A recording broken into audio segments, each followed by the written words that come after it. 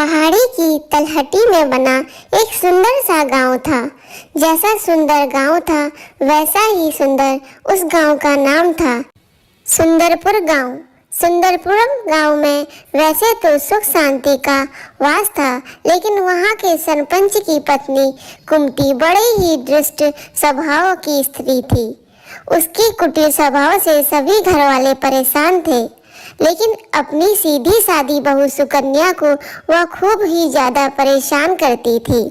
उसे सताने में कुमती को बड़ा ही आनंद आता था। सारी सुकन्या सुबह उठकर बिस्तर से काम पर लग जाती और अर्धरात्रि होने तक बिस्तर में जाती थी। इस पर भी कुमती की निगाहें सुकन्या को खड़ी खोटी सुनाने में लगी रहती थी। एक दिन सुबह सुकन्या घर में झाड़ू बुहारी कर रही थी। उसकी सास कुमती वहां आई और बोली, तेरे हाथों में जान नहीं है क्या? जरा जल्दी जल्दी हाथ चला, मैं मंदिर जा रही हूँ। मेरे आने तक खाना तैयार रखना, आते ही खाऊंगी।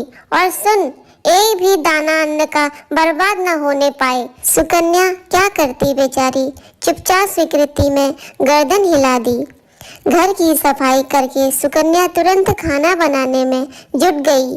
खाना बनाते समय वह सोच रही थी, एक पल के लिए भी तो चैन की सांस नहीं ले पाती, लेकिन सासू जी है कि हर काम में खोट निकालती है।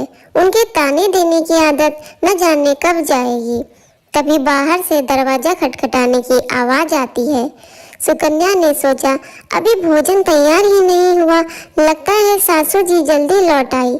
उसने उठकर दरवाजा खोला तो देखा एक सन्यासी खड़ा था। वह बोला, बेटी तेरा सुहाग अमर रहे, बाबा को कुछ भोजन दान कर दो। सुकन्या बहुत ही सुशील और संस्कारी स्त्री थी। उसने सोचा, साधु महाराज को भोजन करा तो दूं, पर कहीं उसकी सास कुंती आ गई तो खैर नहीं। कुछ देर सोच विचार करने के बाद उसने सन्यासी को भोजन करने हेतु अंदर आने को कहा।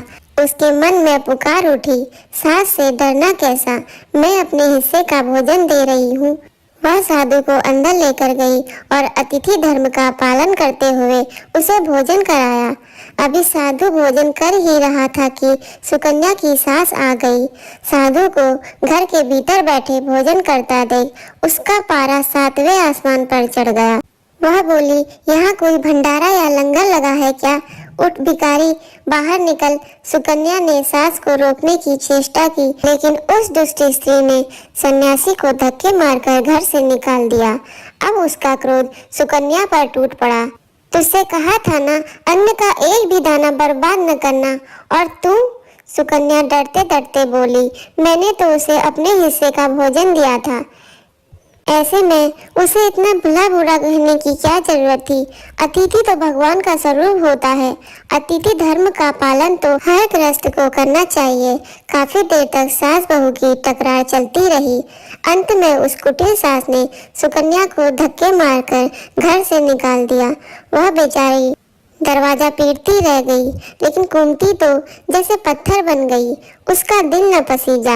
अब सुकन्या के पास एक ही रास्ता शेष बचा था, अपने घर लौट जाए। उसका मायका वहां से काफी दूर था और बीच में घना जंगल भी पड़ता था। सुकन्या भूख प्यास से निढाल चली जा रही थी। अचानक जोरों से बादल गरजे और मूसलाधार वर्षा शुरू हो गई। वर्षा से बचने के लिए उसने एक पेड़ की शरण ली, लेकिन वर्षा का वेग इतना तीव्र था कि बचना मुश्किल हो गया। उसी पेड़ में एक कोटर बना था। सुकन्या यह सोचकर उसमें घुस गई कि वर्षा रुकने के बाद बाहर निकल जाएगी। वास्तव में वह पेड़ तो राक्षसियों का निवास का स्थान था। वो भी वर्षा से परेशान होकर पेड़ की ओर आ गई थी। एक बोली, अब तो चला भी नहीं जाता, वरना मन तो कर रहा था कि सोना टापू चली जाऊं।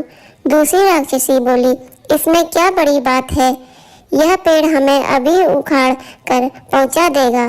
कहकर दोनों पेड़ के शाखा पर बैठ गई। उधर थकी हुई सुकन्या को कोटर में घुसते ही नींद आ गई थी, लेकिन पेड़ के उड़ने से लगने वाले झटकों से उसकी नींद खुल गई। पेड़ को उड़ता देखकर वह घबरा गई थी।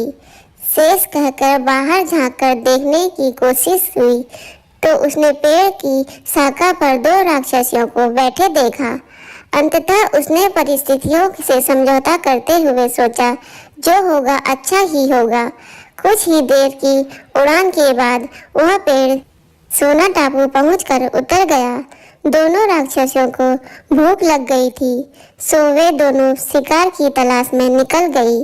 उनके जाने के बाद डरी सहमी सुकन्या कोटर से बाहर निकली और चैन की सांस ली।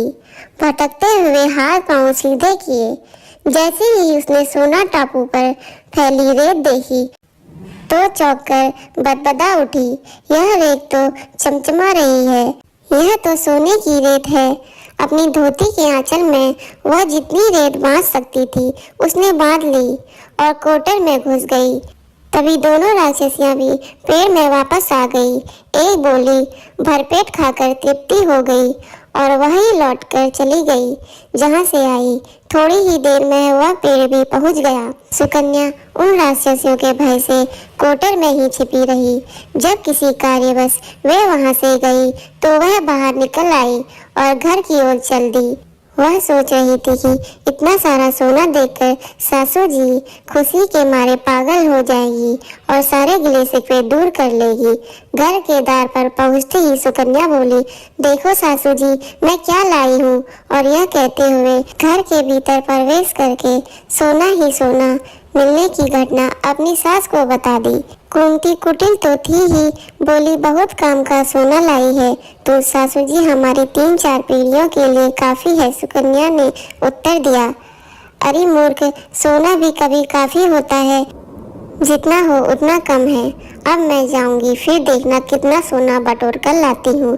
सुकन्या ने अपनी सास को बहुत समझाया, पर उस लालची मूर्ख स्त्री ने उसकी एक न सुनी और जाकर उस पेड़ के अंदर छिप गई। कुंती उत्साहवश जाग ही रही थी कि तभी उसके कानों में एक राक्षसी का एक स्वर टपटपाया, आज मछली खाने को मन कर रहा है। दूसरे ने उत्तर दिया, चलो मछली मारने चलते हैं, वहाँ बहुत सी मछलियाँ मिल जाएंगी और हम उसे खाएंगे। उनकी बातों को सुनकर कोटर में बैठी लालची कुंती संयम न रख पाई और बोल पड़ी, अरे तुम सोना टापू क्यों नहीं जा रही। उसकी आवाज़ सुनने की ही देरी थी कि राक्षसियाँ समझ गई कि जरूर कोई चोर पेड़ पर छिपा बैठा है और उसने कुंती को कोटर से उतार कर बाहर फेंक दिया। धरती पर गिरते ही उसके प्राण पसेरे उड़ गए।